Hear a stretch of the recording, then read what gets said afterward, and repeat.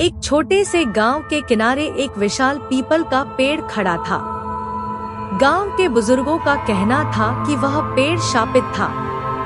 वर्षों पहले एक साधु ने उस पेड़ के नीचे तपस्या की थी, लेकिन गांव वालों ने उनका अपमान किया।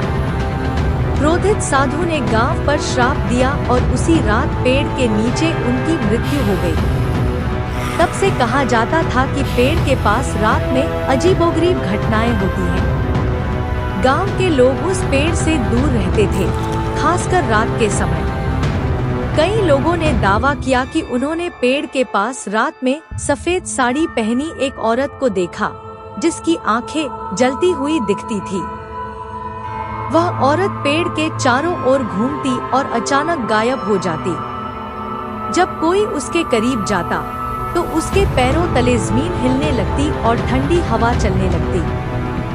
एक दिन गांव का एक निडर युवक रमेश, जो इन बातों को अंधविश्वास मानता था, अपने दोस्तों के साथ चुनौती के तौर पर उस पेड़ के पास रात बिताने का निर्णय लिया।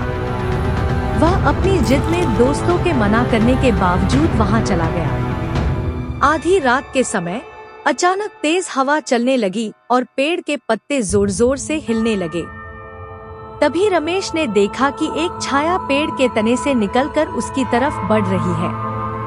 उसकी आंखें जल रही थी और वह किसी की आवाज में "मुझे मुक्त करो" कह रही थी।